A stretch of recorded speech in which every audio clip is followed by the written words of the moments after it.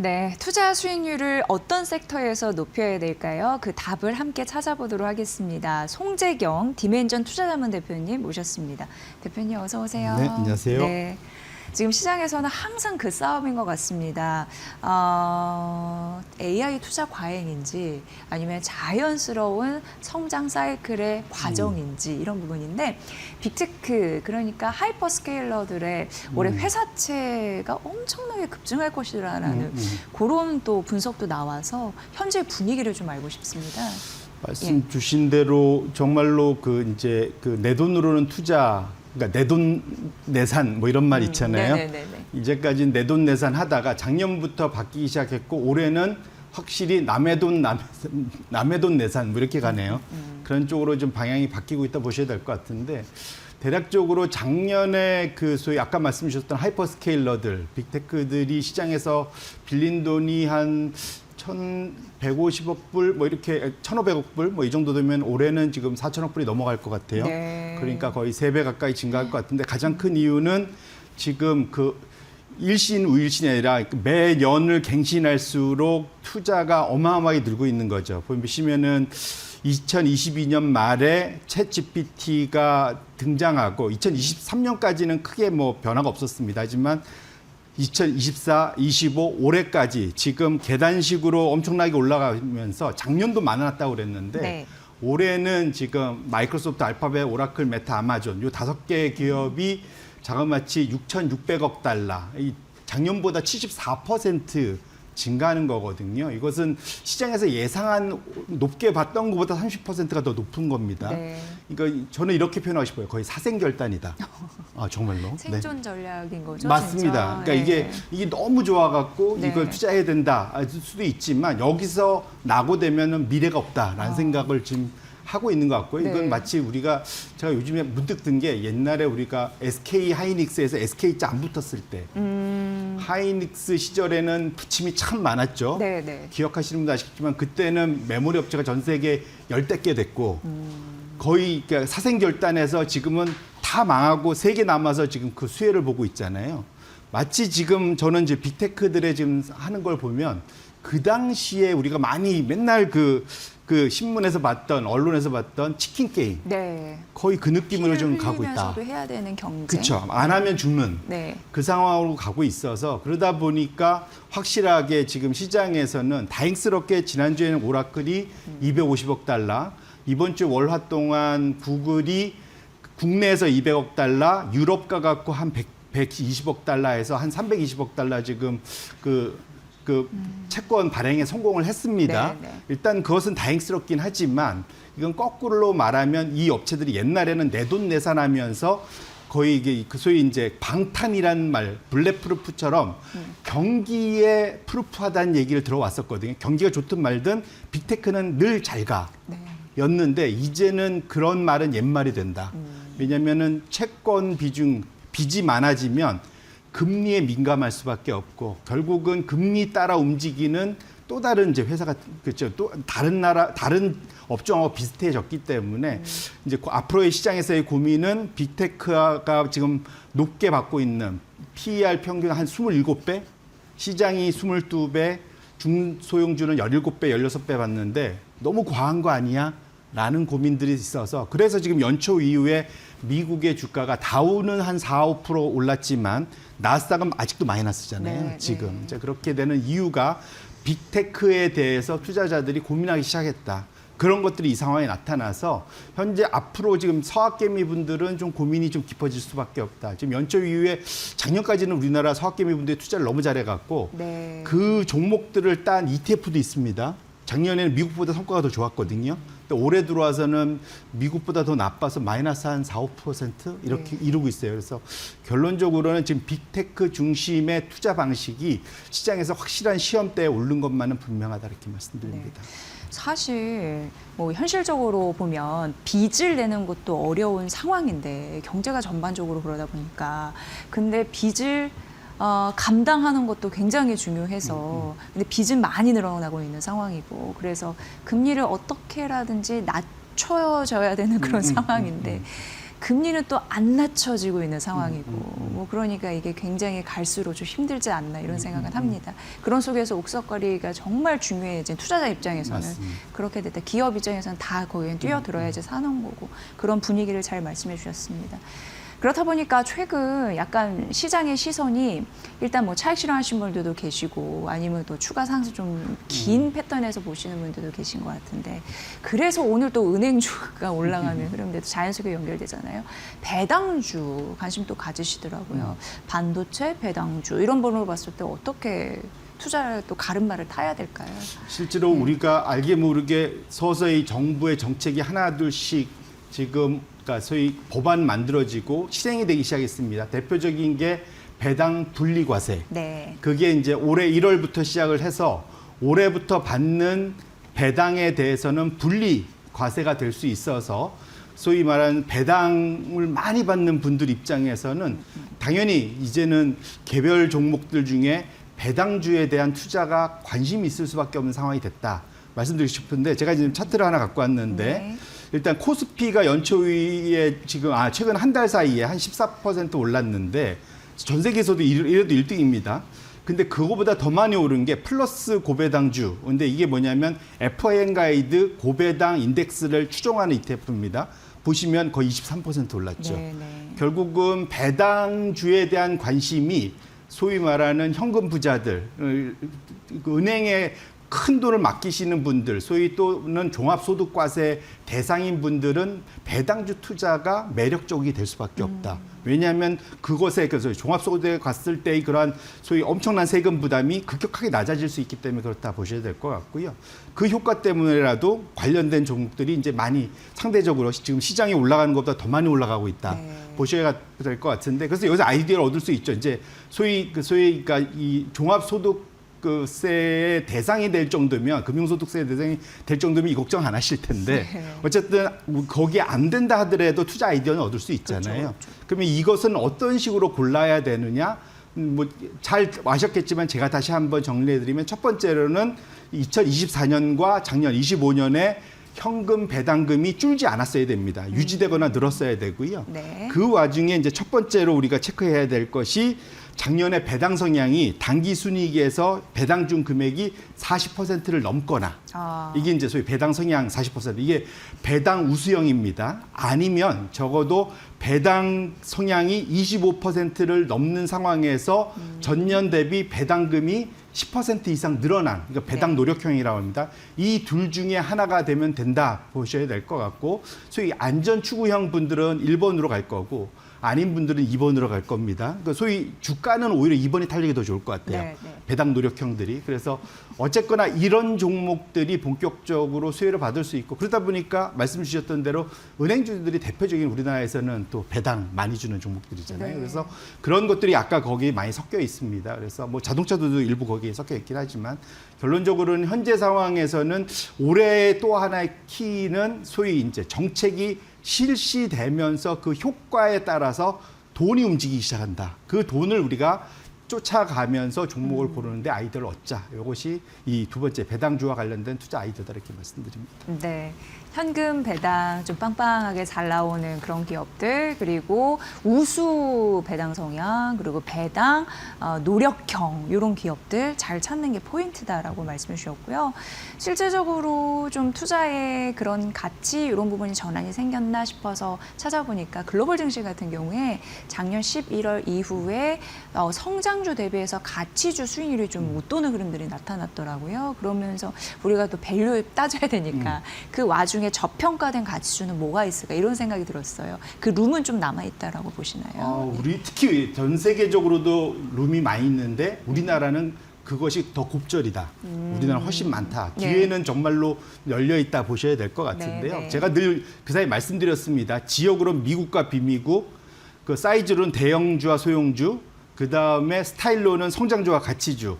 지난 14년간 미국의 대형 성장주 장세가 추세였다면 지금은 비미국의 소형주의 가치주 이 스타일이 작년부터 바뀌기 시작했다 말씀을 여러 번 드렸었고요. 네.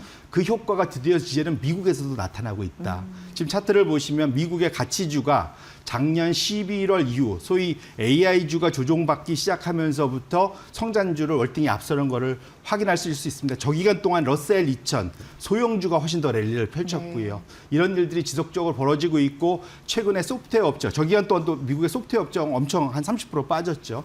또 같은 기간 동안 반대편에 있는 산업, 소재, 또 뭐 일부 금융주 뭐 이런 것들이 랠리를 펼쳤었다 말씀을 드리고 싶고 우리나라도 상당히 기회가 높다. 특히 우리나라는 두 가지가 있습니다. 자사주 소각 의무화 법안 이제 얼마 앞에 안 남아 있고 심지어는 뭐가 더 있냐면 지금 준비되고 있는 게 이소영 법안이라고 되어 있는 의안에 있는 주가 누르기 방지법. 네네. 이거는 정말 큰 게 왜냐면 우리나라의 저 PBR 종목들이 너무 많거든요. 그러니까 지금 PBR 0.5배짜리 밑이 예, 너무 예, 많습니다. 예. 이것이 이소영 법안 의안대로 간다면 0.8배를 안 넘으면 소위 승계할 때 엄청나게 세금을 많이 내야 되거든요. 그러다 보니까 이제는 기업들이 넉넉히 기다릴 수 없고 어쨌든 자기 자식한테 잘 넘겨주려면 해야 0.8배까지 넘겨야 됩니다. 네. 그래서 어제 보면은 0.23배짜리 주가가 엄청 많이 올랐었어요, 사실은. 예. 사실은 그래서 시장 안에서는 지금 우리가 대형주 잘 나가는 것만 보다 보니까 이게 안 보이는 건데 이미 시장에서는 소위 저 PBR 종목들을 지금 찾고 있다. 그것이 결국은 가치주지 않습니까? 그래서 네. 그런 종목들을 잘 찾아야 되는데 단 거기서 중요한 건 그 갖고 있는 자산들이 좀 일단 영업이 그래도 꾸준히 잘 되고 있어야 되는데 영업이 망가지고 있으면은 의미가 없고요. 네. 일단 영업은 그래도 안정적으로 되고 있는 상태에서 가능하면 현금에 가까운 자산을 갖고 있는 것이 좋다. 현금이 많으면 좋고 아니더라도 좀 당장 그럼 요즘에 토지 뭐 이런 그 소위 영업 자산도 있고 해외에 또 무슨 원자재 무슨 광분이 뭐 이런 거 갖고 있는 또 소위 투자 자산이 있을 거잖아요. 이런 것들로 어쨌든 자산이 알차게 있는 종목들 중에 저 PBR 종목들은 올해 상당한 리레이팅이 될 수 있기 때문에 우리 투자자분들이 관심 있게 볼 필요가 있겠다 이렇게 말씀드립니다. 네. 현금 주머니가 좀 두둑하고 순자산 가치가 낮은데 앞으로 정책적인 그런 압력, 그런 효과 이런 부분 때문에 순자산 가치가 올라갈 기업들 그런 부분 많이 이제 분석이 되잖아요. 꼭 눈여겨보시기 바랍니다. 이미 좀 변했다라는 좀 말씀드리고요. 또 하나 이제 투자 포인트로 지금 중국의 관광객 25만 명이 몰려들 기세 이런 부분의 준비를 좀 잘 해야 될 것 같습니다. 관심 가질 업종과 종목은 뭐가 있을까요? 그냥 그렇게 보면 그냥 쉽죠, 그건 당연히. 그래서 요즘에 항공주니 뭐 그 국내 면세점이니 카지노 뭐 호텔. 이런 것들이 네. 호텔, 카지노 이런 것들이 다 움직이고 있는데요. 이건 또 유통주하고 엮이고 운송주하고 엮여서 또 국내에서 보면은 쿠팡 사태. 네. 그거에 반대 수혜 뭐 이런 것들로도 이제 같이 움직입니다. 오늘까지 그래서 CJ 대한통운 같은 경우도 지금 어제 오늘 이어서 엄청나게 지금 가고 있는 이유도 예. 그것도 대표적인 저 PBR 종목이에요.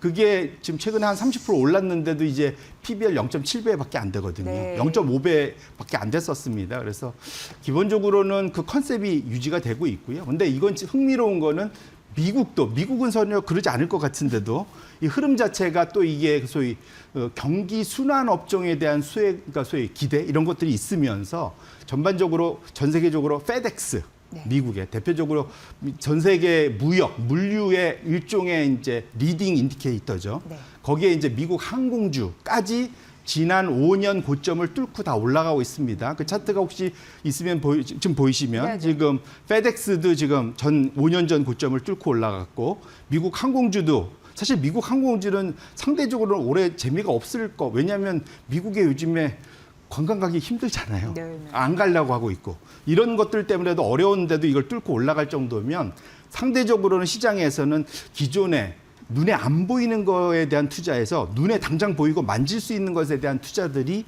확실히 늘고 있다. 그것에 대표적으로 이런 이제 물류와 관련된 운송과 관련된 종목들이 올라가는 것도 눈여겨보시면 우리나라는 거기에 쿠팡 사태니 뭐 이런 것들까지 같이 얹어지다 보니까 최근에 같은 방향성으로 움직이고 있습니다. 그래서 이런 것들을 꼭 이번에 소위 춘절 그러한 이벤트뿐만 아니더라도 같이 한번 이 전 세계적인 흐름과 같이 한번 연결해서 투자 아이디어를 얻으시면 좋을 것 같습니다. 네.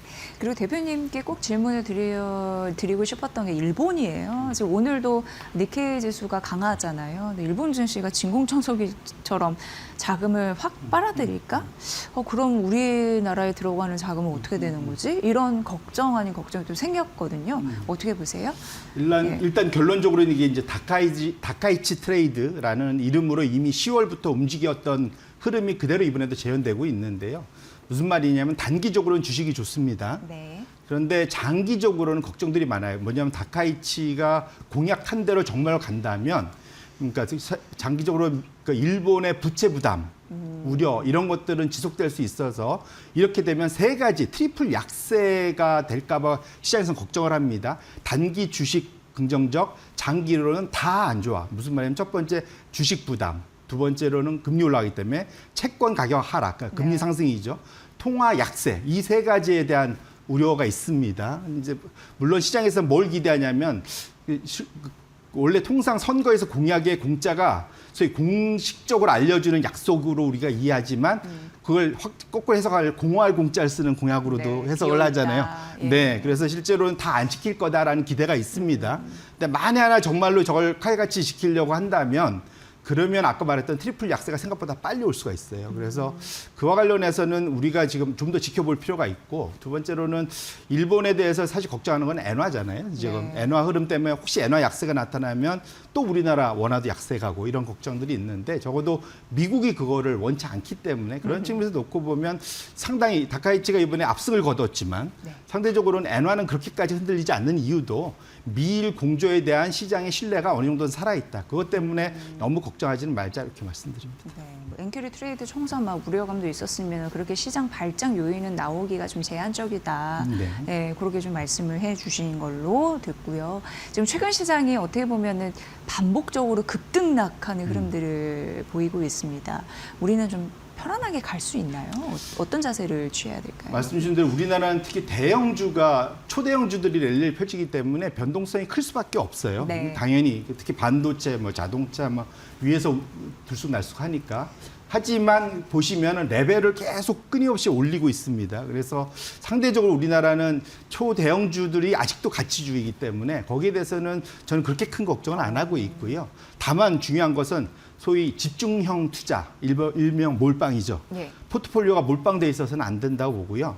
다각화, 다변화를 좀 시켜놓을 필요가 있습니다. 그래서 아까 말씀드린 대로 지금 잘 나가는 종목을 계속 쫓다 보면 뒷북만 칠 수 있으니 미리 길목 지키기, 저평가된 저PBR 종목들 잘들 골고루 사놓으시면은 어제도 이미 모였지만 코스피 중형주들이 한번 랠리를 펼쳤습니다. 이런 식의 기회가 오기 때문에 투자자분들도 포트폴리오를 좀 다변화하실 필요가 있고 그래야만 이러한 변동성을 마음 편히 넘길 수 있겠다 이렇게 정리하겠습니다. 네, 그 말이 인상적이네요. 초대형주가 여전히 저평가 관련주다 이런 부분에서 지수 상승 추세를 크게 의심하시지 않는다면 지금 고루고루 분배 전략을 잘 하는 거 이후에 승률 싸움에서 이기지 않을까 네. 그런 또 투자 인사이트를 얻어봤습니다. 오늘 함께해 주신 분 송재경 디멘전 투자자문 대표님이셨습니다. 잘 들었습니다. 고맙습니다.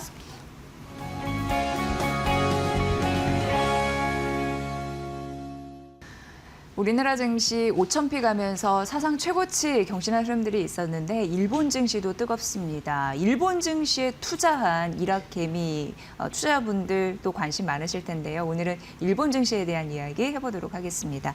권소연 이데일리 마케팅 센터장과 함께할게요. 어서 오세요, 센터장님. 네, 안녕하세요. 네, 반갑습니다.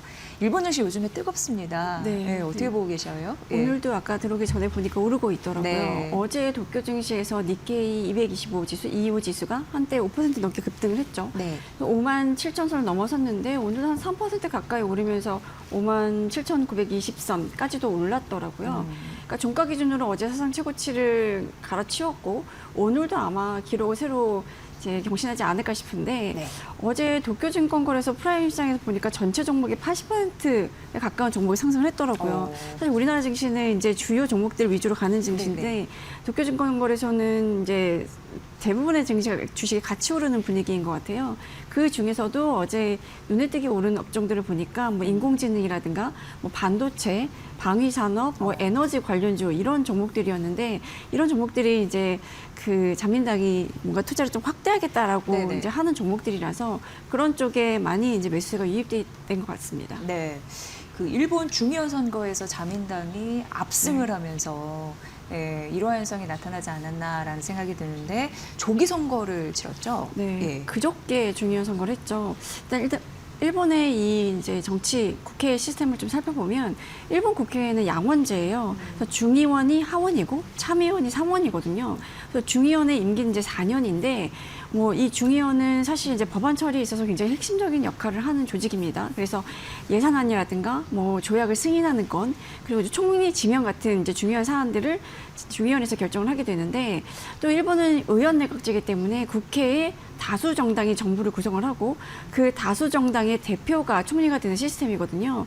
그러니까 총리와 의회는 이제 서로 불신임권, 해산권 이걸 서로 갖고 있어서 서로 견제를 할 수 있는 구조인 건데 그래서 중의원의 구성이 정부의 뭐 정책 안정성이라든가 정책 추진력 이런 거에 굉장히 중요한 역할을 하고 있거든요. 근데 이번 중의원 선거는 총리가 중의원을 해산하고 조기총 선거를 지냈기 때문에 이제 열린 거예요. 네. 근데 일본 헌법상으로는 총리가 언제든지 중의원 해산할 수 있거든요. 아까 말씀드린 것처럼 해산권을 갖고 있기 때문에 총리가 만약에 국회를 해산을 하게 되면 40일 이내에 총선을 실시하도록 되어 있는데 사실 이제 뭐 조기 예산하고 이제 조기 총선한다 그러면 되게 큰일인 것 같잖아요. 네. 근데 일본 국회에서는 이렇게 조기 예산하는 게 꽤 이제 뭐 흔한 일이라고 하고 실제로 중의원이 전체 4년 임기를 마친 적이 거의 없다고 합니다. 대부분 해산하고 조기 선거로 바뀌었다는 건데 이번에도 다카이치 사나이 총리가 지난 1월 28일에 중의원을 해산을 하고 이제 조기 총선을 하겠다라고 해서 그 실시된 조기 총선이 이제 지난주, 그러니까 그저께였던 거죠. 네. 그 조기 총선 흔한 일이라고 말씀을 해주셨잖아요. 그런데 중의원을 그럼에도 이제 해산한 이유, 이거는 뭐라고 보세요? 이게 다카이치 예. 총리가 취임한 게 작년 10월이에요. 네. 근데 집권 여당인 자민당이 지금 중의원, 참의원에서 모두 안정적으로 과반 이상을 확보하지 못한 상태였었거든요. 그러니까 뭐 이제 중요한 정책들을 추진하기에 좀 추진력이 좀 약했었죠. 그러니까 소위 말하는 여소야대 국면이었던 건데 예. 그러니까 이런 상황에서 다카이치가 이제 배팅을 한 거죠. 어. 그러니까 새롭게 중의원 의석을 좀 정비를 해서 정책 추진 기반을 좀 마련하겠다라고 이제 한 건데 지금 현재 정부의 정책에 대해서 국민들한테 좀 재심을 묻겠다라는 이제 의미도 좀 있는 거예요. 근데 이제 여론조사를 쭉 보면 그래도 여당에 대한 지지율이 계속 높게 나오고 있고 또 야당 세력은 좀 현재 분열되어 있는 상황이니까 네. 그러면 한번 해볼 만하네 네. 하는 게 이제 다카이치 총리의 판단이었을 거고 실제로 올해 초에 이제 중의원 해산 가능성이 부각이 됐을 때 일본 증시가 상승했었어요. 네. 그러니까 원래 이렇게 정치적으로 좀 불확실성이 극대화되고 이러면 증시는 좀 불확실성 때문에 떨어지기 마련인 건데 과거에도 사실은 좀 보면 그랬었거든요. 이렇게 조기 총선을 하게 되면 증시는 좀 악재로 작용하는 게 보통이었는데 이번에는 다카이치 내각에 대한 지지율이 워낙 높았으니까 이걸 기반으로 중의원 선거에서 승리할 것이다라는 네. 기대감이 굉장히 높았었고 그러면 현재 정부가 추진하는 정책을 안정적으로 추진해 갈 수 있겠네라는 이제 전망들이 좀 나왔던 거죠. 그래서 뭐 그 조기 총선 그러니까 조기 선거 이런 기대감 이제 이런 얘기가 나왔을 때도 뭐 일본 측이 이렇게 막 하락하는 분위기는 아니었고요. 일단 중의원 의석이 총 465석인데 이 중에 과반이 233석이고 여기서 더 나아가서 이제 자민당이 지금 열린여당을 구성하고 있는데 열린여당인 일본 유신이와 합쳐서 3분의 2인 310석 이상 확보하게 되면 참의원에서 부결된 법안을 중의원에서 다시 가결할 수 있고 헌법 개정안도 발의할 수 있는 막강한 파워를 받게 됩니다. 그래서 다들 과반은 넘을 것 같고 그러면 3분의 2 이상까지도 확보할 수 있을 것이냐 이런 거에 네, 굉장히 네, 좀 네. 관심을 가졌었거든요. 근데 그 결과로 봤더니 압승이었던 거죠. 네. 그러니까 결과적으로 약간 드라마를 보는 듯한 느낌이었을 네. 것 같아요. 예, 예. 다들 뭐 이길 줄은 알았는데 이 정도일 줄은 몰랐다라는 얘기들을 좀 했었는데 네. 뚜껑을 딱 열어보니까 전체 의석이 465석이었잖아요. 네. 그중에 이제 318석을 확보를 했었어요. 어. 원래 자민당이 갖고 있었던 석이 198석이었는데 이게 굉장히 많이 늘어난 거죠. 여기에다가 이제 3분의 2 이상을 확보를 한 거니까 이제는 뭐 야당이 이렇게 협조하지 않아도 단독으로 이제 법안을 처리할 수 있는 여력이 이제 커진 건데 사실 자민당이 2024년 10월에 중의원 선거에서 그때 이제 15년 만에 단독 과반을 빼앗겼거든요. 그러다가 이번에 1년 4개월 만에 단독 과반 이상을 확보한 거고 이게 1945년에 2차 세계대전이 끝나고 일본이 패배한 그 종전 이후로 처음으로 중의원에서 3분의 2 이상을 확보한 거라서 이것만으로도 역대급 승리다라고는 이제 표현이 나오고 있는 거고요. 그 열린여당을 구성하고 있는 일본 유신회가 36석을 확보를 했어요. 그래서 연정을 구성하고 있는 자민당과 유신회 중요 의석을 다 합하면 352석에 달하기 때문에 일본 역사상 가장 강력한 여당이 탄생을 하게 된 거죠. 네. 전략을 잘 세웠고 이게 들어맞았다라고 생각하니까 와 이런 생각이 드는데 압승할 수밖에 없었던 결정적인 이유는 어디에 있다고 보세요? 근데 사실은 작년 여름까지만 해도 자민당은 굉장히 위기였었어요. 그러니까요. 네. 그런데 이제 다카이치 총리 취임 이후에 지지율이 뭐 60에서 70%를 유지를 하고 있었거든요. 사실 일본 국민들은 그동안에 좀 강한 일본을 원했던 게 좀 있었던 것 같아요. 이런 열망을 이 다카이치 총리가 굉장히 이제 잘 파고든 게 아닌가 하는 생각이 좀 드는데 다카이치 총리는 자민당 내에서도 굉장히 대표적으로 극보수인 인물로 꼽히는 사람이었거든요. 네. 그래서 아베 신조 노선을 계승을 하면서 뭐 야스쿠니 신사 참배라든가 뭐 역사 수정주의를 이제 주장하기도 했고 중국에 대한 강경 노선 이런 것들로 대표되는 그래서 여자 아베로 불리기도 했었어요. 그래서 그런 만큼 이제 인기도 좀 높았었는데 이번 선거에서도 사실은 다카이치 총리의 개인기 이런 것들이 굉장히 많이 반영이 된 게 아닌가라는 네. 생각이 드는 게 다카이치 총리 별명이 사나카스거든요. 이제 사나의 그 사나 그리고 이제 일본어로 활동을 뜻하는 카스를 합친 말인데 약간 이제 애칭처럼 뭐 사나카스의 뭐 일거수일투족이 이제 화제가 되는 이제 분위기였던 거예요. 그래서 다카이치 총리가 들고 다니던 뭐 검은색 토트백이라든가 이제 메모할 때 항상 이제 분홍색 볼펜을 사용하는데 이게 다 품절 사태를 빚기도 했고 이 소셜미디어 활동도 굉장히 열심히 하고 있는 분인데 뭐 소위 말하면 이제 인플루언서인 거죠. 정치 인플루언서에 가까운 분인 건데 다카이치 총리의 유튜브 채널 구독자가 85만 명에 달하고요. X 팔로워는 260만 명 정도라고 합니다. 그리고 굉장히 이제 뭐 한마디가 계속 이제 리트윗이 되고 뭐 이제 회자가 되고 이러면서 이제 빠르게 확산할 수 있는 영향력을 가진 정치인인 거죠. 그리고 사실 일본 정치인들은 집안이 정치인 집안이라 이제 정치인으로 키워지는 세습되는 경우들이 굉장히 많은데 다카이치 총리는 자수성가형이라고 하더라고요. 네. 그리고 워낙에 이제 활달하고 이제 당차고 또 거리낌 없는 모습 이런 것 때문에 젊은 층한테 인기가 좀 많다라고 해요. 근데 이제 이 지금 총선이 치러진 이 시기가 마침 또 대중 갈등이 고조된 시기잖아요. 그래서 이제 외신을 좀 보다 보면 이런 분석들이 굉장히 많아요. 일본 자민당의 압승에 중국이 굉장히 기여를 했다라고 얘기를 하는 게 그 다카이치 총리가 중국이 대만을 점령하면 일본의 안보가 위협받을 수 있다라고 이제 공개적으로 발언하면서 그러면 이제 일본이 관여를 할 수 있다라는 이제 그런 가능성을 좀 시사를 하면서 중국과의 관계가 급속하게 악화가 됐잖아요.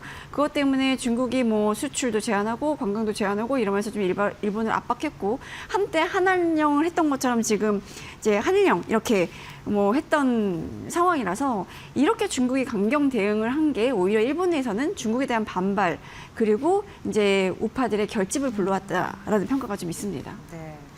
또 증시도 급등을 했는데 이건 경제 정책에 대한 기대감이 반영된 거였죠. 그렇죠. 이제 네, 다카이 정부의 경제 정책이라는 게 사실은 이제 확장 재정으로 대표될 수 있는 거거든요. 그러니까 물가 안정, 그리고 성장 산업 지원, 그리고 방위력 외교력 강화, 뭐 이런 것들인데 이거는 결국 이제 적극 재정 그리고 감세안을 통해서 이제 가능한 이제 정책들인 거예요.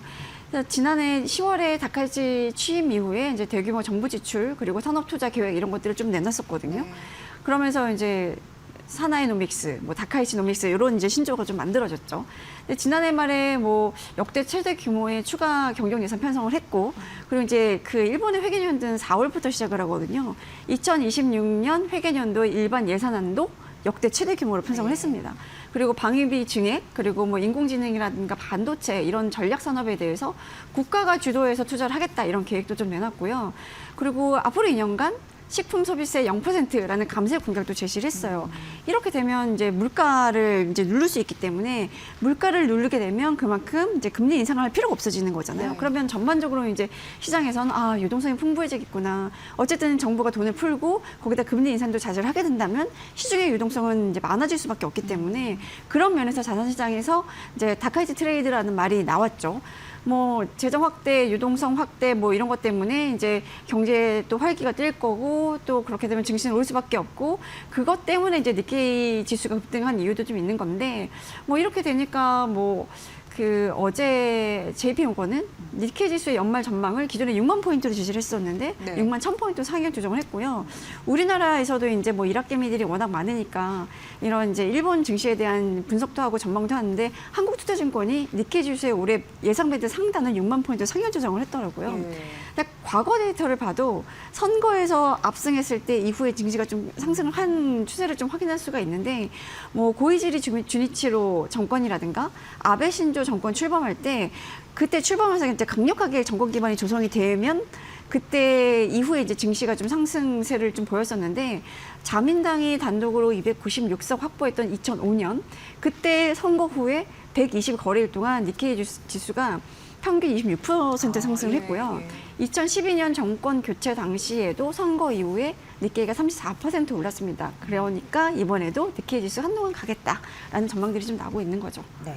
그럼 센터장님 금리나 엔화에 대한 영향 이거 어떻게 우리가 판단해 볼 수 있을까요? 뭐 사실 이제 그 금융시장을 구성하는 대표적인 자산이라고 하면 이제 네. 주식과 뭐 채권과 그리고 이제 환을 얘기를 하는데 사실 이제 금리 같은 경우는 워낙에 이제 재정을 풀게 되면 국가 부채에 대한 우려가 커질 수밖에 없기 때문에 국제금리 상승을 했거든요. 네. 그러니까 다카이시 총리가 이제 이런 여러 가지 뭐 정책을 이제 얘기를 하면서 부족한 재정은 29조 6천억 엔에 달하는 이제 신규 주체를 발행해서 충당을 하겠다고 했어요. 어쨌든 그러면 국채 공급이 많아지는 거고 금리는 오를 수밖에 없는데 신규 국채를 발행하겠다고 한 규모가 하나로 따져보면 한 276조 원 정도 굉장히 큰 규모인 거예요.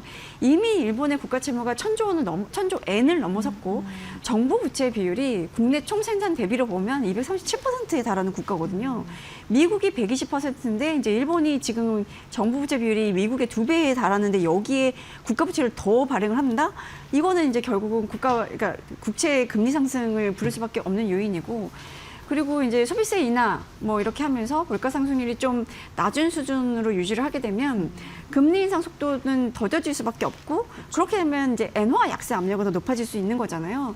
그래서 이제 이 다카시 총리도 선거 기간 중에 여러 가지 얘기를 한 것 중에 보면 엔화 약세는 수출 기업의 큰 기회다라고 이제 언급하기도 했고 이게 이제 시장에서는 그럼 엔화 약세를 정부가 용인을 하겠네 이렇게 이제 받아들이게 된 거죠. 근데 뭐 일각에서는 자민당의 승리가 어느 정도 이제 금시장에 반영된 거 아니냐. 네. 오히려 자민당이 크게 압승을 했으니 뭔가 이제 지지율을 높이기 위한 이런 환심성 정책은 좀 자제하지 않겠냐. 뭐 이런 기도는 일부 있긴 한데 기본적으로는 유동성 확대라든가 뭐 이제 재정 확대 이런 것 때문에 뭐 증시는 좀 상승으로 가닥을 잡을 거고 국제금리는 당분간 오를 수밖에 없을 거고 엔화는 약세를 이어가지 않겠냐라는 전망들이 좀 높은 편입니다. 네. 그럼 중요한 건 우리나라일 텐데 미치는 영향력을 어떻게 진단하셨어요? 그러니까 사실 자본시장 측면에서 가장 유의해서 봐야 될 게 엔화 약세예요. 그러니까 과거에는 원화와 엔화가 사실 역의 상관관계였거든요. 그러니까 예를 들어 엔화가 오르면 원화는 좀 떨어지고 이랬었는데 이게 1990년 이후 30년간 원달러 환율 그리고 엔달러 환율이 반대로 가는 경향이었던 게 2010년 이후에는 상관관계가 양으로 돌아섰어요. 그러니까 엔화가 약세를 보이면 원화도 따라서 약세를 보이는 이렇게 같이 방향성을 같이 가는 이제 분위기가 이제 바뀌었는데 2022년 이후에 이 상관관계가 0.8 이상까지 오르면서 이제 거의 동조화 현상, 그러니까 커플링이 되는 현상을 보였거든요. 그러니까 엔화 움직임에 원화도 영향을 상당히 받을 수밖에 없는 상황이라서 만약에 엔화가 계속 약세를 보인다. 그러면 우리나라 입장에서는 원화 약세도 이제 걱정을 해야 되는 지금 환율이 뭐 1,460원대 뭐 이런 데서 조금 이제 눌려져 있는 상황이잖아요. 이게 1,500원 넘냐 안 넘냐 이런 이제 고민까지 했다가 지금은 조금 이제 내려온 상태인데 원화가 이런 식으로 이제 안정세를 보이고 있는 와중에 엔화가 약세를 보인다? 그러면 원화도 다시 1,500원 선 가까이 가겠네? 이런 우려를 좀 할 수밖에 없는 건데 이게 사실 과거에는 뭐 환율을 결정하는 데 있어서 무역 수지라든가 경상 수지, 그러니까 그 뭐 수출하거나 이래서 이 우리나라로 달러가 얼마나 들어오느냐 뭐 이런 것들로 좀 결정이 됐다면 이게 최근에는 뭐 금리라든가 자본 이동에 따른 영향을 더 많이 받는 구조가 되면서 글로벌 금융시장에서 뭐 일본으로 이제 글로벌 자금 이동하면 한국으로도 같이 이동하고 이러니까 그래서 원화와 엔화의 흐름이 좀 비슷해지는 구조로 바뀌었거든요. 이게 구조적으로 바뀐 거기 때문에 이거는 엔화 약세를 좀 우리가 원화를 지켜보는 입장에서는 좀 유의해서 봐야 될 거고. 일본 국채 금리가 만약에 오른다. 뭐 일본 국채 발행 확대 혹은 인플레이션 기대 상승 이런 것 때문에 일본 국채 금리가 급등을 하게 되면 한국 국채 국채 금리도 아무래도 영향을 받을 수밖에 없겠죠. 이제 오르는 방향으로. 그래서 이런 이제 자본시장 쪽에서는 이런 이제 자산관의 상관관계 이런 걸 좀 보셔야 될 것 같고요.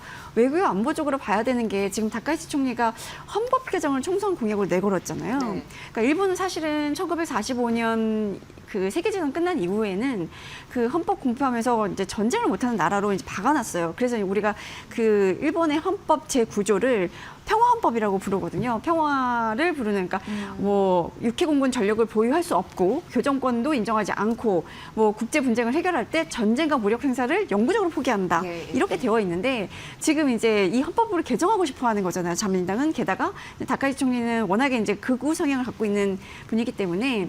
뭐 이런 이제 헌법 개정을 통해서 뭔가 군사가 특히 이제 자위대가 사실상 군대 역할을 하고 있는데 이 존립 기반을 헌법에 이제 명시를 하겠다. 네. 근데 지금 중의원에서 헌법 개정안을 발의할 수 있는 정도의 의사를 확보했기 때문에 이런 쪽으로 이제 갈 수 있는 방향을 우리가 좀 염두해야 될 거고, 그렇게 되면 사실 동북아의 이런 외교 이런 관계에 있어서 굉장히 좀 셈법이 복잡해지는 상황인 거죠. 그리고 여기에 이제 중국과 대립이 불가피한 상황인 건데, 뭐 중국이 뭐 한일령 내리고 양국 관계가 굉장히 얼어붙어 있는 상황에서 선거에서 압승한 그 상황이기 때문에 중국과 일본의 대립관계 계속 지속될 수밖에 없고, 이 상황에서 우리나라는 어떤 스탠스를 취해야 되냐라는 거에 대한 고민이 깊어질 수 없는 상황인 것 같습니다. 네.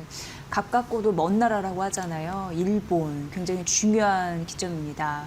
잘 알려주셔서 잘 들었습니다. 권소연 마케린 센터장님의 분석이었습니다. 고맙습니다. 네, 감사합니다.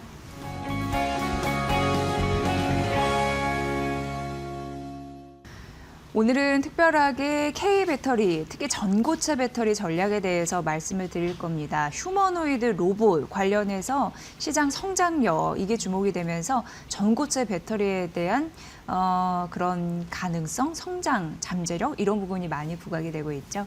오늘 윤석천 경제평론가님 모셨습니다. 말씀 나눠볼게요. 어서 오세요, 평론가님. 네, 안녕하세요. 네, 전고체 배터리가 해가 쨍하게 뜰 날이 이제 오게 됐나 뭐 이런 생각이 본격적으로 듭니다. 네. 시장 규모는 어떻게 파악하세요? 글쎄요, 뭐 전고체 배터리가 먼 미래의 얘기로만 우리가 여겨졌었는데 몇 년 전만 해도 그랬습니다. 그렇죠. 예. 그러니까 이 피지컬 AI 그 중에서 근데 휴머노이드 로봇이 본격적으로 이제 개화가 되면서 손에 잡힐 듯이 어느새 이제 가까워진 게 분명한 것 같아요. 네. 일단 전고체 배터리 시장 규모에 대해서는 그 조사하는 기관이라든지 분석 기관에 따라 천차만별입니다, 사실.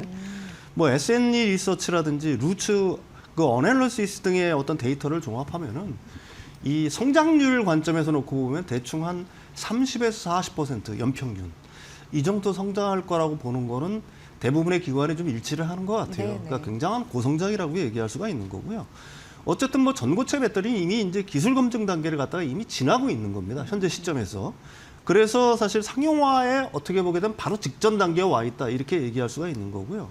25년을 놓고 본다라면 지난해죠. 이게 시장 형성기라고 얘기할 수가 있는데 네. 시장 규모는 뭐 한 16억 달러니까 굉장히 미미하죠. 근데 이제 주로 소형 가전이라든지 웨어러블 기기 및 완성차 업체들 양산하는 완성차 업체들의 일부 샘플로 이제 공급이 됐다. 뭐 이런 정도의 어떤 그 시장을 갖다 형성했다 이렇게 볼 수가 있는 거고요. 네. 우리가 2030년까지 좀 타임라인을 좀 늘려보면은 이게 이제 본격 상용화기가 한 2030년이 되면은 상용화가 될 거다라고 보고 있는 거예요. 이것도 뭐 기관마다 엄청난 차이가 있는데 시장 규모가 약 125억 달러에서 400억 달러니까 우리 돈으로 하면 17조 원에서 한 55조 원 정도. 이것도 굉장히 편차가 크다라고 얘기할 수가 있죠. 네. 어쨌든 삼성 SDI가 제일 빠릅니다. 27년에 이제 본격적으로 상용화해서 양산을 시작하겠다고 하는 거고, 토요타 같은 경우가 뭐 27년에서 28년 정도를 갖다 예상하고 있으니까, 그러니까 주요 기업의 양산이 내년 한 내후년 정도면 우리가 이제 실제로 양산되는 걸 갖다가 눈으로 목격할 수 있는 단계가 될 거다. 그리고 이때부터는 이제 전기차 시장 침투율이 급격히 상승을 하게 될 거라고 보는 거고요. 2035년 정도 되면은 대중화 및 어떻게 보면 성숙기로 들어간다라고 얘기할 수가 있는데, 시장 규모는 한 480억 달러, 한 네. 500억 달러 정도로 추산을 하는 것 같아요. 그러니까 연간으로 따지면 65조 원 정도 되는 거고, 이게 전체 배터리 시장의 한 10에서 13% 정도를 전고체 배터리가 차지하게 될 거다. 2035년 정도 되면. 이런 식으로 전망들을 하고 있습니다. 네. 예, 예. 그러니까 어떻게 보면 피지컬 AI의 굉장히 상징적인 게 로봇인데 네네. 그 말인즉슨 피지컬 AI 시대가 오면 굉장히 다양한 부분에서 그 전고체 배터리가 활용될 가능성이 있는 거잖아요. 그렇죠. 대표적인 게 로봇이고 네네네. 그 외에도 이제 물체에 뭔가 이제 몸통에 그 배터리가 달려야 되는 거니까 네네, 그렇습니다. 어떤 굉장히 다각화돼 있죠. 일단 예. 전기차 같은 경우도 우리가 이제 꿈의 주행거리라고 하잖아요. 1000km. 그러니까 이거는 또 전고체 배터리는 충전의 시간이 별로 안 걸리니까 지금 뭐 급속 충전을 한다고 해도 한 30분, 30분 걸리잖아요. 네. 근데 이게 한 8분 이 정도로 대폭 줄어듭니다. 그러니까 우리가 주유소 가는 거랑 큰 차이가 없는 거고요. 그러니까 주행거리가 한 1000km를 달성한다고 하는 거니까 전기차에도 쓰일 건 분명하겠죠. 하이엔드급 전기차에. 그다음에 이제 가장 많이 제일 먼저 채용될 분야는 제가 생각하기에는 휴머노이드 로봇 같아요. 아까도 말씀드렸듯이 네네. 이 로봇의 적치 공간 자체가 워낙 부족하기 때문에 그다음에 로봇 같은 휴머노이드 로봇 같은 경우에는 주요한 산업 현장이라든지 가정 내로 들어와야 되잖아요. 안정성이 굉장히 중요한 이슈가 될 수밖에 화재나면 없죠. 안 되죠. 그래서 이제 휴머노이드 로봇에서 채용이 될 것 같고요. 그 다음으로 이제 우리가 유망한 부분이 UAM이라든지 EV 톨트라든지 이런 거에는 이게 하늘을 날아다니는 거잖아요. 네. 이게 가령 화재가 나거나 폭발을 일으키면 진짜 위험하죠. 그건 생명이랑 아주 직접적으로 연관이 되어 있으니까. 그 다음에 이제 엄청난 출력이 요구됩니다. 이게 사실은. 왜 그러면 공중을 난다고 생각을 해보십시오. 그럼 기체 경량화라든지 에너지 밀도라든지 출력이 이제 굉장히 중요하거든요. 그런 쪽에서 이제 UAM이라든지 뭐 EV 톨트 이런 데 이제 쓰일 가능성이 굉장히 높다. 그리고서 이제 궁극적으로는 나머지 부분들 기존에 이제 리튬 이온 배터리, 그러니까 삼원계 배터리라든지 뭐 이런 것들이 그 지금 장악하고 있는 부분들 점점 하이엔드급 전기차에서 중간 단계로 내려오고 이런 식으로 이제 전고차의 배터리가 일상화되는 시대가 오겠죠. 예. 네. 예. 앞서서 삼성 SDI 강조를 해주셨는데 네네. 이 밖에 이걸 포함해서 배터리 3사들의 전고체 배터리 진척 사항은 어떻게 되고 있습니까? 일단 27년이 양산 목표니까요. 네. 이게 이제 가능할까라고 저도 생각을 했었는데 가능할 것 같아요. 24년 말에 벌써 A 샘플, 그러니까 A 샘플이라면 시제품이잖아요. 이걸 갖다 생산해서 그 공급사에 다 공급을 했고요. 25년 상반기부터 B 샘플을 갖다 공급을 하기 시작했습니다. 그러니까 B 샘플이라는 게 뭐냐면 실제로 차량에 달아서 이걸 테스트하는 단계로 넘어갔다는 얘기죠. 그리고 성능 평가를 갖다 현재 진행 중인 상황인 거고요. 이게 삼성 SDI가 27년에 양산이 가능하다고 보는 거는 삼성 SDI, BMW, 그다음에 솔리드 파워 삼각 동맹을 맺었잖아요. 그러니까 이 올 하반기 중에는 네. BMW 차량에 실제로 이 테스트를 갖다 진행할 수 있을 것 같아요. 그다음에 얼마 전에 현대차하고 그 아틀라스에 탑재하는 현대차의 그 휴머노이드 로봇에 전고체 배터리를 탑재한다는 MOU를 갖다 체결하지 않았습니까? 그러니까 그런 부분에서 실현 가능성이 높다라고 보는 거고요. 기술적 특징은 무음극 기술을 갖다가 채용하고 있어요. 네. 그러니까 흑연 대신 탄소 나노층으로 대체해서 에너지 밀도를 갖다가 리터에 900Wh 정도까지 높였다. 그러니까 이렇게 보는 거죠. 그러니까 삼성 SDI의 어떤 기술적 특징은 거기에 있는 거고 삼성 SDI는 황화물계 전고체 배터리에 집중을 하고 있다. 이렇게 이해를 하시면 되고요.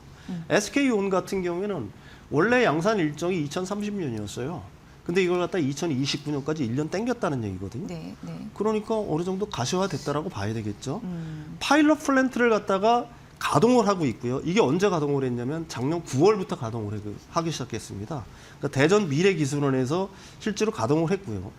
그러니까 시제품을 생산해 현재 품질과 성능이라든지 이런 걸 갖다 검증하는 중이고 그렇다라는 얘기는 뭐냐면 양산 직전 단계라고 얘기할 수가 있겠죠. 네. 그리고 올해 1월에 이제 놀라운 그 기술적 특징이 있는데 신소재 바인더라는 걸 개발했어요. 이게 어떤 의미가 있냐면은 보통 기존의 그 음극재로는 탄소 음극재를 많이 썼잖아요. 네. 근데 이게 전고체에는 맞지를 않아요. 그래서 보통 실리콘 음극재나 리튬 메탈 음극재 예. 혹은 무음극 음극재를 쓰는데 이게 지금 SK온 같은 경우는 실리콘 음극재를 씁니다. 그러니까 실리콘 음극재의 특성은 뭐냐면은 에너지 밀도는 탄소 음극재에 비해서 한 10배 정도 높아요. 근데 이게 문제가 되는 게 뭐냐면은 충방정 시에 수축각 팽창이 탄소보다도 한 3배 정도 높아요. 그렇다면 이게 무슨 얘기냐면은 기존의 액체 전해질일 때는 음극재가 좀 수축 팽창을 하더라도 전해 액이니까 두 분이 분리될 일이 없겠죠. 그러니까 이온 전도도 그러니까 다시 말해서 전기를 갖다가 보내고 받는데 전혀 이상이 없단 말입니다. 액체일 때는. 근데 이 고체일 때는 어때요?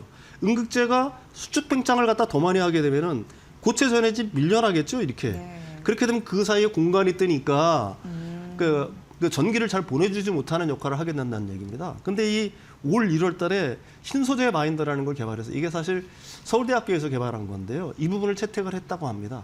그러니까 고체 전해질과 음극재 사이가 충방전으로 해서 멀어진다고 하더라도 바인더가 전기를 보내는 통로 역할을 해줄 수 있는 거예요. 그러니까 그 부분을 갖다가 일단 해결했다는 거에 굉장히 큰 의미가 있다라고 얘기할 수가 있는 거고요. 네.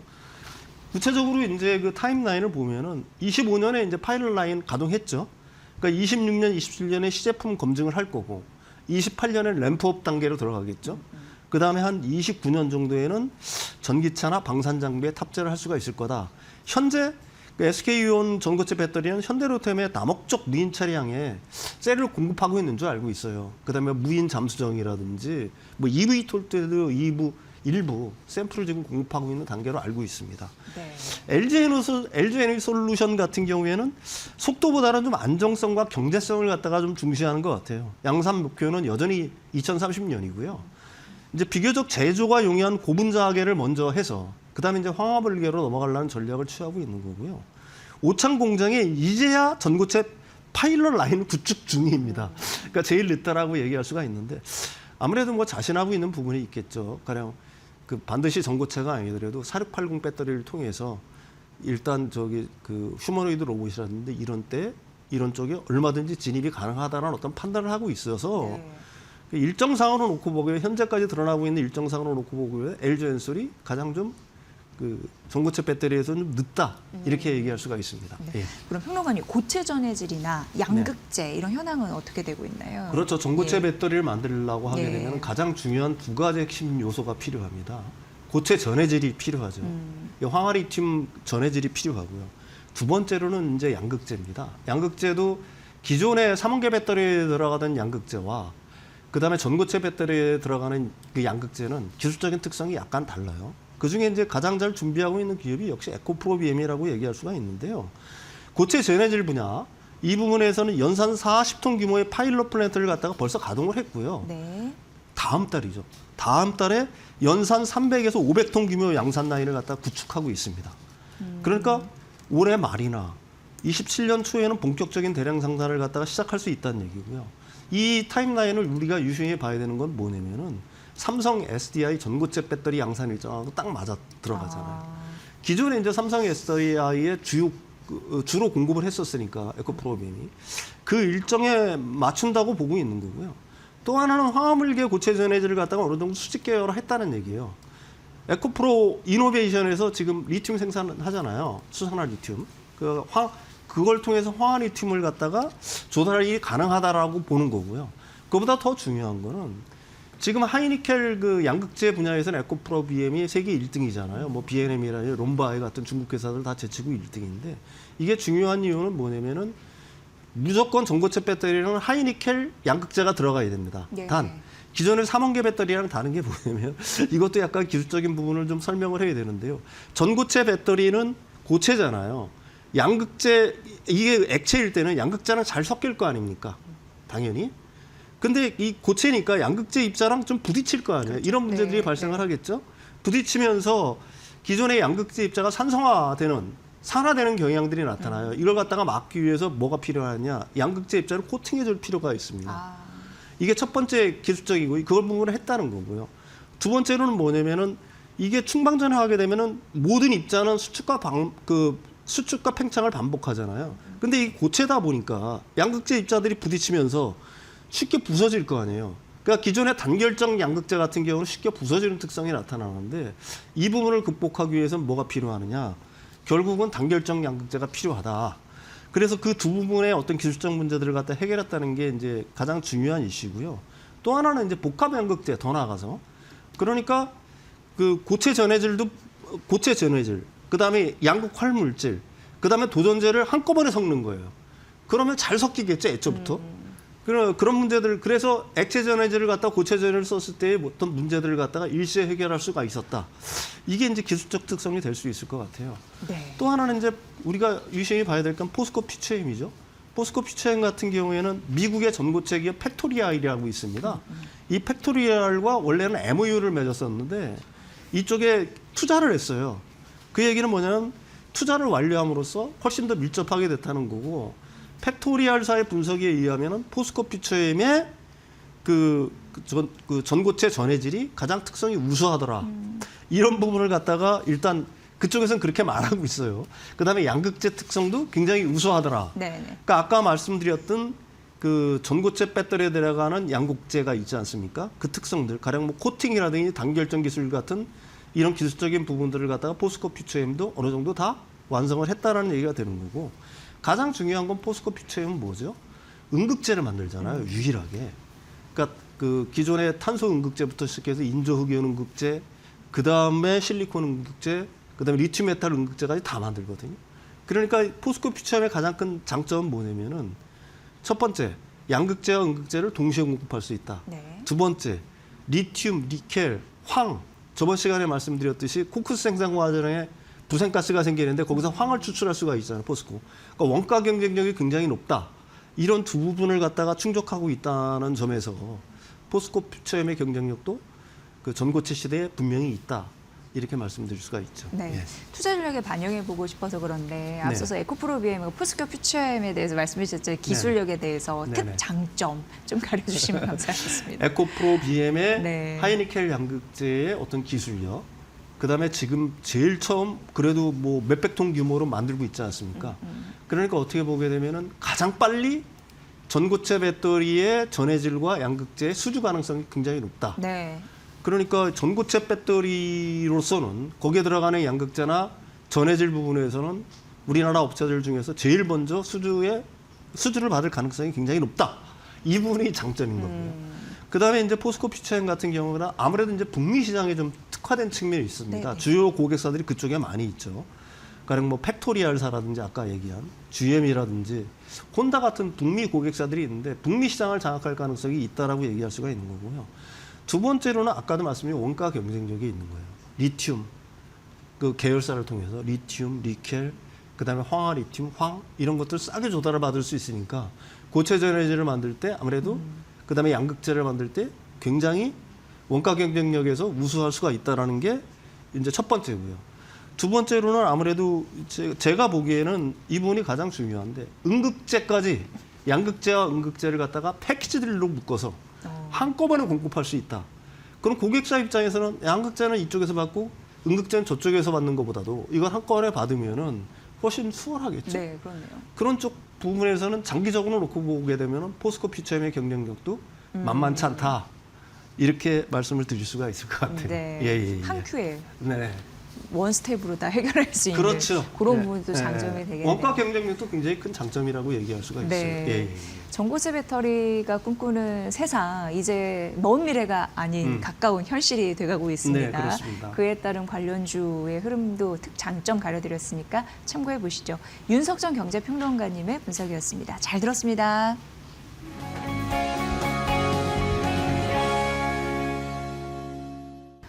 네. 현대차 전략 이어가 보도록 하겠습니다. 조호진 타큐뉴스 대표 나왔습니다. 어서 오세요. 네, 안녕하세요. 네.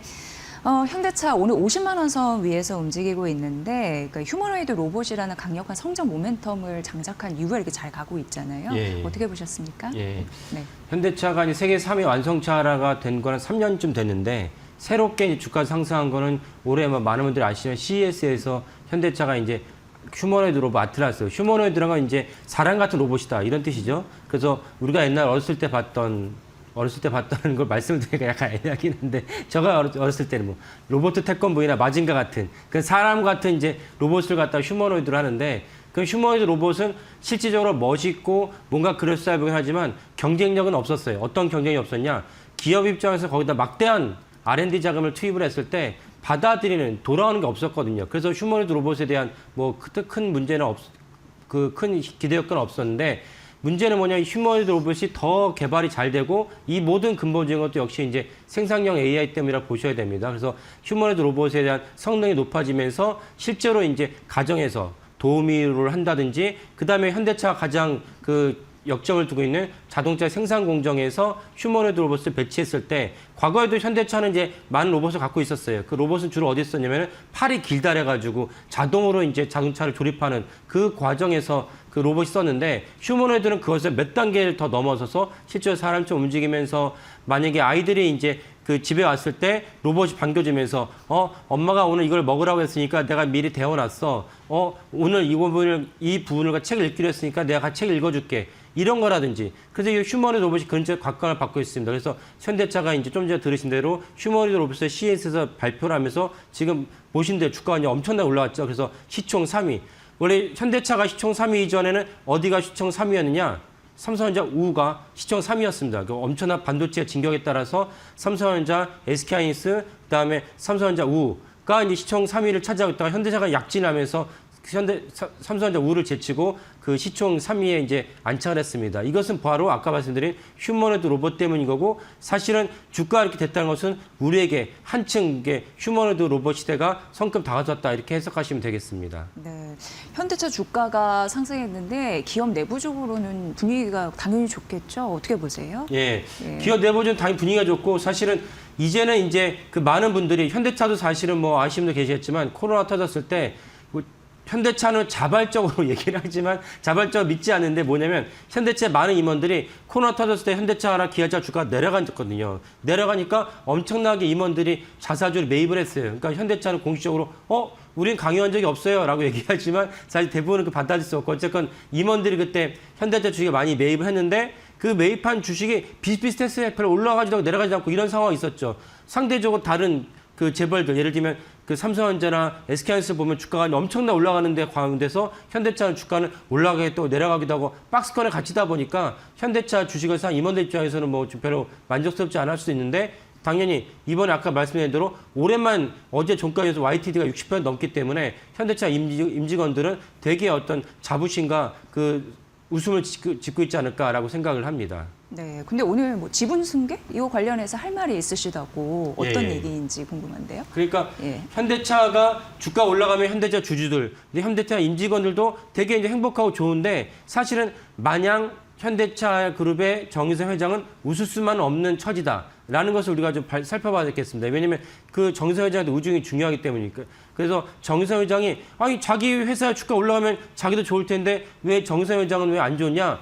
최근에 이제 삼성그룹, 삼성전자가 주가가 상승을 하고 삼성전자 주가가 상승하니까 삼성전자의 지분을 갖고 있는 삼성생명, 삼성물산의 지분도 같이 올라가면서 주가가 상승을 했죠. 그래서 이재용 회장의 뭐 주식 가치가 엄청나게 그 성장했다는 뉴스를 알고 계실 텐데 그러면 당연히 정의선 회장 입장에서도 현대차 주가가 올라가고 기아의 주가가 올라간다면 정의선 회장님도 한박 웃음을 줘야 되는데 만약 한박 웃음을 짓기만은 어려운 상황이다라는 것이 있습니다.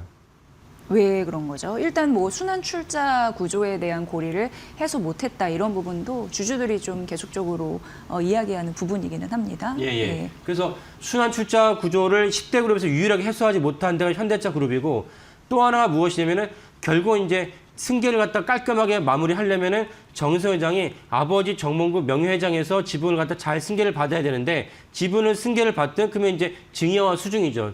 징여와 수중을 하든 그리고 정몽구 회장의 건강이 사실 좋지는 않거든요. 그래서 뭐 아시는 분도 계시겠지만 몇 년 전에 갑자기 뭐 여의도에 돌면서 정몽구 명예회장이 뭐 돌아가실 것 같다 이런 그 얘기가 도는 것도 사실 마냥 근거는 없지 않았다. 그 정도로 정몽구 명예회장이 건강이 안 좋았다. 그러면 명예회장의 건강이 안 좋으시면은 자동적으로 그 상속과 문제가 생깁니다. 그러면 상속을 했을 때 거기에 대해서 이제 그 상속세를 내야 되기 때문에 이 문제도 사실 정의선 회장 입장에서는 사실 간단치 않다. 그러니까 무슨 말씀이냐면은 결국 현대차의 주가 올라갔을 때 순환 출자 고리를 해결하는데도 돈이 많이 들고 그다음에 정몽구 명예회장의 그 증여나 상속에 대한 것도 역시 감안하면 돈이 많이 들고 이런 것들이 다 풀리지 않은 상황에서 현대차 주가가 생각보다 많이 올라갔을 때 생겼을 부작용 중 하나가 정의선 회장 입장에서는 그럼 그 많은 재원을 어떻게 마련할 거냐라는 고민이 좀 깊어질 수밖에 없다라고 이제 볼 수가 있겠습니다. 네, 원래 이제 상속과 지분 승계 같은 경우에는 굉장히 큰 금액, 이제 수조 원이 들어가는 걸로 아마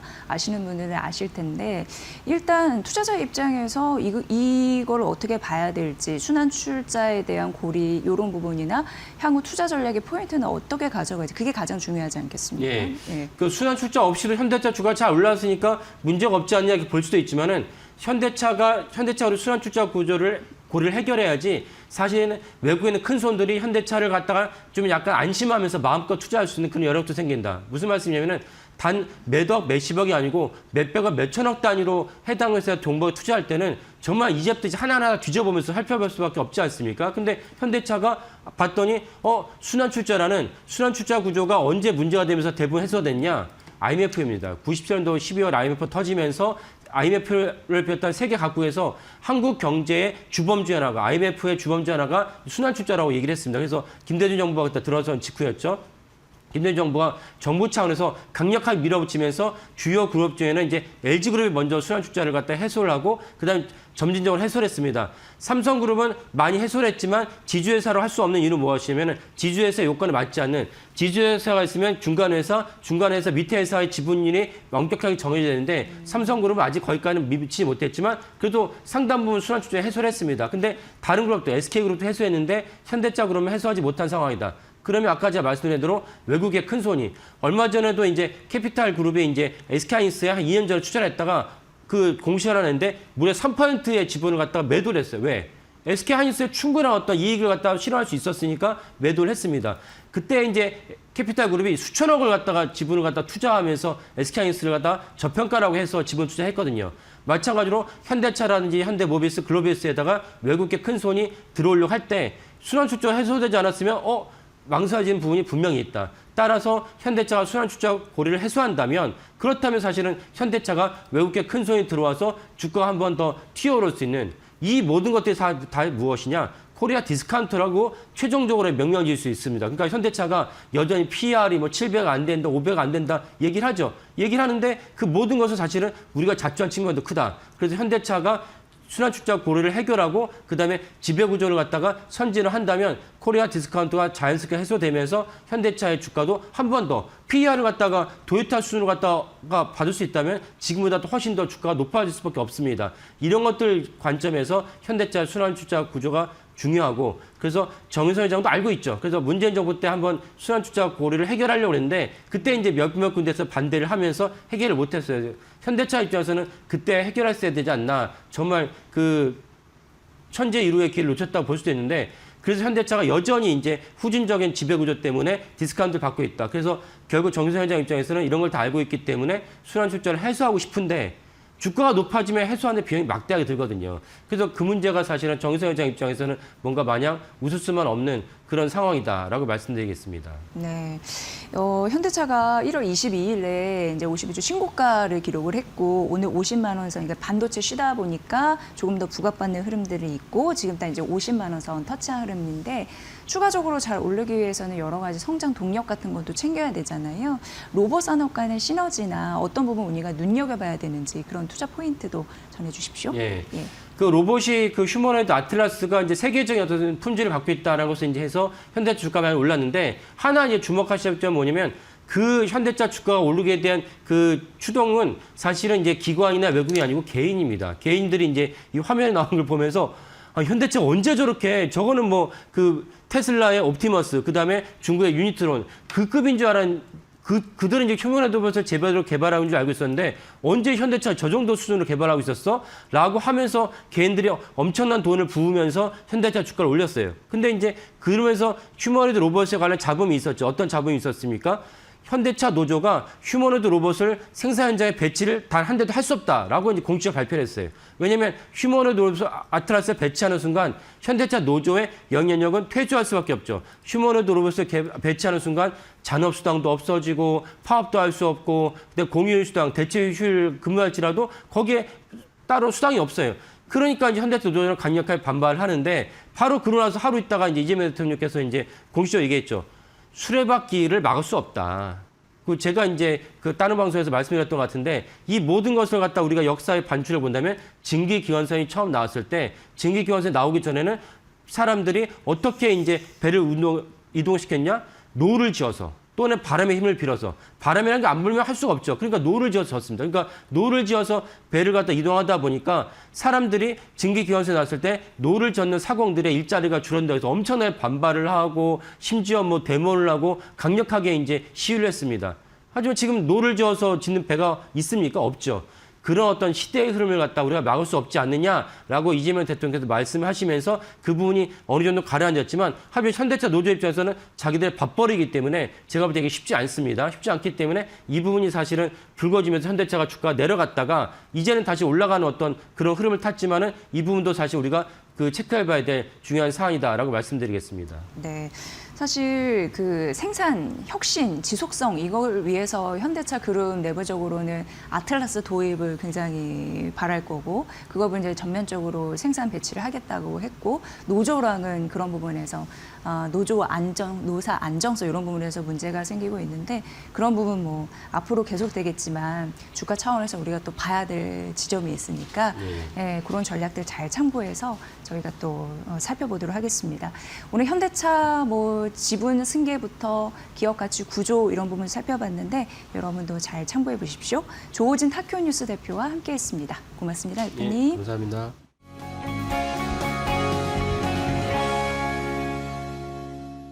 자산 시장이 급등락하고 있습니다. 우리는 어디에 포인트를 맞추면서 전략을 세워야 될지 이 부분이 굉장히 중요한 오늘 주 초반의 핵심 포인트일 것 같습니다. 김영진 SP임 리서치 대표 모셨는데요. 좀 차근차근 알아보도록 하겠습니다. 대표님 어서 오십시오. 네, 안녕하십니까. 네. 막 지난주에는 엄청 떨어졌다가 다시금 좀 오르는 흐름들 자산 가격 어떻게 봐야 될까 궁금한데 일단 지난주에 그 재무부의 다음 분기 국채 발행 계획 또 공고가 되고 이러한 자산 시장의 느낌 어떻게 풀어야 될지 좀 정리 좀 부탁드릴게요. 예, 제가 생각했을 때는 그 돈의 흐름이 가장 중요하기 때문에 TJ 잔고라고 하는 그 재무부 잔고가 지난주에 이제 확정이 됐단 말입니다. 얼마나 국채를 발행할지 또 재무부의 돈을 얼마나 쌓을지 그것을 확정한 것인데 보통 분기에 한 번 정도씩 분기에 한 번 정도 이제 확정을 합니다. 2월 달에 했으니까 이제 5월 달, 8월 달 이렇게 확정을 할 텐데 그때 국채 발행이 얼마나 증가하는가 또 재무부 계정이 잔고를 어디까지 목표치를 둘 것인지 그것에 따라서 이 돈이 일반 쪽으로 갈 것인지 아니면 국가 재정 쪽에 있을 것인지 머무를 것인지 그것이 결정되고 또 그게 투자 자금으로 얼마나 옮겨갈지 그것을 결정하게 되죠. 그렇기 때문에 이 돈의 흐름에 따라서 실제 자산 가격이 어떻게 변화되는지 그 변동 폭도 결정이 될 수 있고 어느 정도 목표치도 정할 수가 있겠죠. 그런데 그동안에는 계속 증가를 해왔습니다. TJ 잔고, 그러니까 정부 쪽으로 일반의 유동성이 들어갔는데 그것이 이제 과연 어디까지 갈지에 대해서 시장이 좀 궁금해했었는데 그 목표치가 결정이 되고 또 국채 발행 계획도 확정이 됐다라는 것입니다. 표에서 보듯이 2025년 3월경에 바닥을 치고 계속 증가를 했습니다. 그러니까 2025년 1분기 때에 부채 한도 협상이 실패되면서 그 정부에 있었던 돈이 유동성이 빠져나가면서 민간 쪽으로 이동을 했는데 그것이 바닥을 치면서 다시 민간의 유동성이 정부 쪽으로 옮아갔다라는 것이죠. 그러면서 나타났었던 현상이 실제로 3, 4월 달부터 유동성이 민간 쪽으로 옮겨간 것이 암호화폐 쪽이나 자산시장 쪽에 불을 붙였죠. 그러면서 많이 상승을 한 것이고요. 주식시장도 마찬가지로 그때 좀 상승세가 좀 강했었다 이렇게 볼 수가 있겠는데 8월에 지금 보시듯이 정점을 치고 있습니다. TJ 잔고가 8월 넘어서면서부터 일반의 돈이 정부 쪽으로 넘어가는 게 어느 정도 수준에 올라왔다라는 것이죠. 정상 수준까지 올라왔다라는 것입니다. 그렇다면 그 이전에 투입되었었던 옮겨갔었던 유동성으로 인한 자산 가격이 조정을 보일 수가 있는 타이밍으로 들어선 것이죠.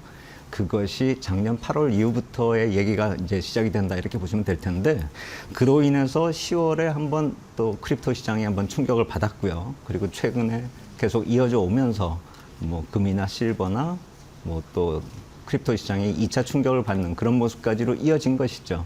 그런데 이제 그 목표치가 어느 정도 윤곽을 나타냈기 때문에 그동안에 재무부 잔고가 9천억이 될 것이냐. 그러니까 기존에는 8,500억 달러였는데 9천억 달러가 될 것인지 9,500이 될 것인지 1조 달러가 될 것인지 그것에 대해서 시장에서 좀 의구심을 가지고 있었는데 8,500억 달러에서 1조 달러까지 최고치를 기록한 다음에 분기 말 목표치는 9천억 달러로 이번에 설정을 했습니다. 그렇기 때문에 지금 현재 잔고로 보면은 넘어서 있는 상태인데 그것이 이제 재정 지출도 있을 것이고 세수 유입도 있을 것이기 때문에 그동안에 이제 그 사이에 왔다 갔다 하는 금액이 있을 것입니다. 그러면서 목표치를 넘어서서 1조까지 넘었으면은 유동성이 좀 압박을 받을 것이고요.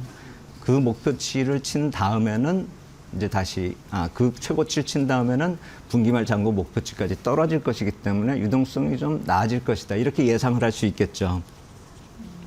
네. 그렇다면은 여러 가지 요소가 변수가 되는데 그 트럼프 대통령이 왜 강조를 하잖아요. 관세가 결국 미국 그렇죠. 경기를 좋게 할 것이다, 경제를. 근데 그 실제적으로 도움은 되고 있는 건지 그런 변수 점검이 좀 필요해 보이지 않나 싶습니다. 예, 맞습니다. 이제 트럼프 대통령 맨날 이제 관세가 국익에 도움이 된다, 국가 재정에 도움이 된다 이렇게 얘기를 하셨는데 실제로 이번에 그 재무부 보고서를 보면은 그 수치가 나옵니다. 한번 표를 보시면은 여기 재정 적자 수치가 그래프가 이제 나오는데요. 초록색이 지난해 거고요. 2025년이고요. 그리고 노란색 선이 이제 올해 겁니다. 근데 미국의 재정은 10월부터 시작이 되니까요. 2026년 회계연도라 하더라도 1월부터 시작하는 게 아니라 작년 10월부터 따져봤을 때 지금 표의 그래프의 막대기가 노란색이 녹색보다는 좀 줄어들고 있는 게 보이시죠. 그리고 하지만 그게 그 전년도 2024년도까지로 줄어들진 않고 있습니다. 그러니까 작년 대비 줄어드는 정도다 이렇게 볼 수가 있겠는데 실제로 유동성 측면에서 놓고 봤을 때는 관세 유입이 월 한 300억 달러 정도 계속 지속적으로 들어오고 있습니다. 이게 어느 때 딱 들어오는 게 아니라 매일매일 제가 재무부 잔고를 체크를 해보니까 하루에 얼마씩 꾸준히 계속 들어와서 월 한 300억 불 정도가 들어오고 있고 저 회계연도 4개 연도가 이제 지나갔겠죠. 지금 표에 나와 있는 건 3개가 나와 있는데 이제 1월 말을 마감했기 때문에 그 1월 말까지 얼마나 들어와 있나 그걸 체크해 보니까 1280억 불 정도 들어온 것으로 체크가 됩니다. 그리고 계속 이게 300억 불씩 계속 증가가 될 것이기 때문에 재정 적자 추세는 이제 약간씩 줄어드는 그런 모습으로 들어가는 것이죠. 그러니까 재정 적자 전체 금액이 줄어드는 게 아니라 늘어나는 속도가 줄어든다라는 것이죠. 근데 하지만 만약에 이제 GDP가 계속 증가하는 그런 추세라고 한다면 GDP 대비 적자가 얼마인가 그걸 따지는 경우에 있어서는 수치가 점차 낮아진다. 그렇다면 뭐 트럼프 대통령이 거짓말했다 이렇게 볼 수는 없는 것이고요. 실제로 재정이 좋아지고 있다. 이 정도는 생각할 수 있는데 상대적으로 좋아지는 거지 이게 해결됐다라고는 볼 수가 없는 것이죠. 그래서 향후에 관세가 또 어느 정도 들어오는지 그리고 또 소득세가 또 얼마나 들어오는지 이번 4월의 포인트는 또 소득세가 얼마가 들어오고 그로부터 인해서 TGA 잔고 아까 말씀드린 그 잔고가 어느 정도까지 높아졌다가 줄어드느냐에 따라서 유동성 흐름이 틀려지기 때문에 그런 흐름도 좀 체크를 해야 될 것 같다 이렇게 생각이 됩니다. 네, 그럼 대표님 보시기에 최근 그 자산 시장이 급락을 나타내는 근본적인 원인 이런 부분은 어디에서 그거를 쫙 흡수하기 때문으로 보시는지 조금 더 이제 연결고리를 찾고 싶습니다. 예. 그래서 제가 이제 아까 말씀 초반에 TGA 잔고 말씀을 드렸는데 국채 발행량도 우리가 체크를 해야 되거든요. 그래서 이제 두 번째 그림을 보시면은 붉은색 그래프로 제가 표시를 했는데요. 국채 발행량이 얼마나 증가하는가 그것을 표시한 것입니다. 그래서 붉은색 막대기가 최고치로 올라왔을 그 2020년도 같은 경우는 저 키가 왜 저렇게 컸냐면은 그러니까 지금 저 표는 2018년 1분기부터 분기마다 얼마나 채권을 발행해서 국채를 발행해서 자금을 조달하는가 그 조달 추이를 말씀드린 것이고 저 높이는 순증액입니다. 그러니까 절대 금액이 아니라 만기 대비 이번 분기에 얼마나 증액을 하는가 그걸 나타내는 것입니다. 그래서 표에는 이제 좀 월별 순자금 조달 추이 이렇게 나와 있는데 분기별로 이렇게 수정하시면 될 것 같고요. 분기별로 어느 정도씩 발행하느냐에 따라서 민간의 유동성을 또 흡수하겠죠. 아까 초반에 말씀드린 민간의 자금이 재정적으로 옮아가는 그 과정이 될 것입니다. 근데 이번 분기에는 저 키가 상당히 줄어들었죠.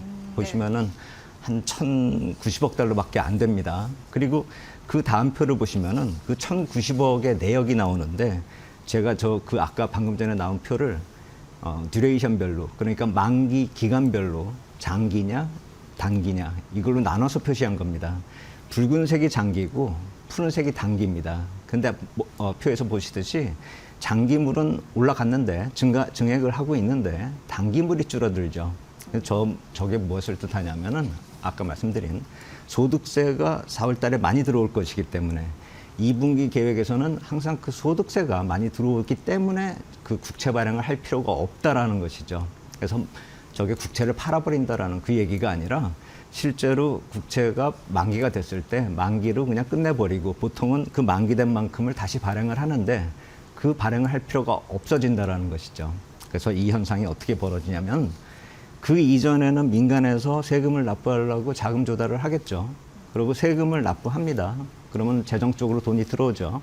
그러면은 최고치를 아마 그 당시 그때 찍게 될 거다 이렇게 저는 생각을 하는데 그걸 재무부 쪽에서는 한 1조 달러 정도 높이로 생각을 하고 있다라는 것이죠. 그리고 그로부터 뒤에 이제 4월 중순에 고점을 치고 6월 말 분기 말의 목표치가 9천억 달러이기 때문에 1,000억 달러 이상이 이제 4월 중순부터는 풀린다라는 것입니다.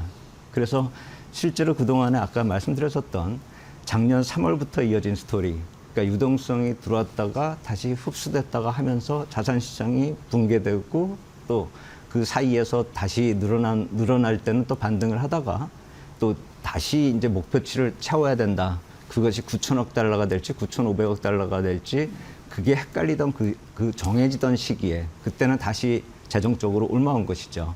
그래서 한번 줄었다가 다시 늘어났다가 다시 줄어드는 그런 유동성이 늘었다 줄었다 하는 그 와중에서 자산 가격 자체도 변동폭이 커졌다. 이렇게 보시면 되는 것이거든요. 특히나 제가 그 다음 표로 볼 수 있는 최근에 나타났었던 타임라인별로 어떤 일이 벌어졌는지를 좀 정리를 해보면 제가 여태까지 말씀드린 내용들이 그대로 이제 한 표로 정리가 된 겁니다. 위에 보시면은 10월 달부터 비트코인이 먼저 무너지고 그 뒤로 골드나 실버가 무너지고 또 비트코인이 다시 내리는 그 와중에서 이번에는 특별히 또 변동성을 키웠던 것이 AI 기업들의 실적 발표가 그 사이에 머물렀던 것이죠. 그러면서 계속 AI 버블 얘기가 나오고 투자 과잉 얘기가 나오면서 어닝 시즌에 나타났었던 보통 좀 긍정적인 효과가 이번에는 부정적으로 반영이 되면서 증폭이 된 것이죠. 그 와중에서 케빈 호시 얘기가 나왔죠. 그리고 또 이 분기말 자금 조달 계획에서 4월 중순 이후부터는 긍정적이 되겠지만 4월 달까지는 불안 요인을 남겨놓은 상태이기 때문에 그 발표가 나면서 또 비트코인이 2차로 붕괴가 나타나는 그런 모습이 나타난 것입니다.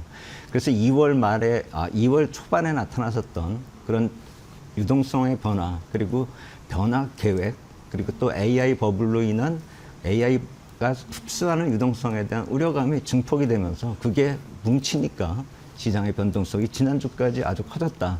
이렇게 보시면 되겠습니다. 네. 사실 그 최근 자산시장 급락 어떻게 봐야 될 것인지 궁금하셨을 텐데 그 가상자산에 대한 관심도 굉장히 많으시기 때문에 어디에서 촉발된 것인가 궁금하실 텐데 다 이게 연결이 되어 있군요. 그렇죠. 네, 중요할 것 같고요. 그리고 차기 연준 의장 지명 이런 이슈 이런 부분도 시장이 좀 민감하게 반응을 앞으로도 그렇죠. 할 요소일 것 같습니다. 그에 대한 코멘트도 좀 듣고 싶은데요. 네, 이제 제가 시간이 얼마 안 남았기 네, 때문에 간단히 네. 말씀드리겠습니다. 네. 제가 봤을 때는 케빈 호시에 대한 평가는 악마의 편집이다 이렇게 생각이 됩니다. 그가 매파다라고 얘기하는 거는 예전에 버냉키 의장 시절에 QE에 반대했다라는 것 때문인데 그 반대 이후에 다시 이제 패드를 떠났다가 지금 다시 복귀했을 때 과연 조직을 통솔할 수 있는가에 대한 우려감까지 이어지는 그 스토리에서 앞뒤를 다 자른 거죠. 오로지 매파적이다. 그가 매파적인 발언을 했었다라는 거에 포커스를 맞추다 보니까 시장이 부담을 가질 수밖에 없는 것이죠.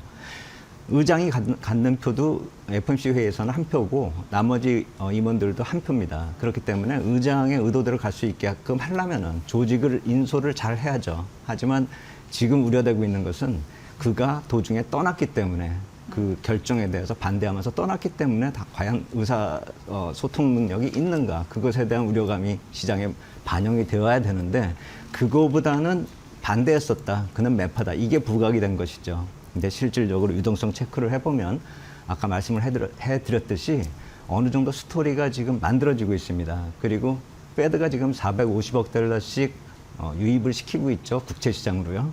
그 와중에서 은행 준비금은 거의 바닥을 치고 있단 말입니다.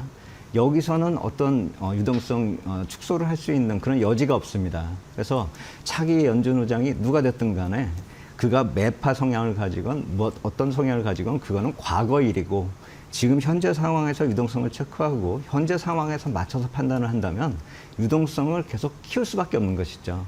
그래서 금리 쪽에 불안한 요인이 있다 하더라도 유동성 쪽으로는 계속 긍정적인 측면을 가질 수밖에 없고 그것이 4월 이후에는 지금 순차적으로 국채가 발행이 되면서 또 은행 준비금과 더불어서 TG의 잔고가 증가됐던 것이 줄어들면서 유동성이 민간 쪽으로 공급하는 그 와중에서 SLR 규제 완화 이거 역시 마찬가지로 케빈 허시의 장점이거든요.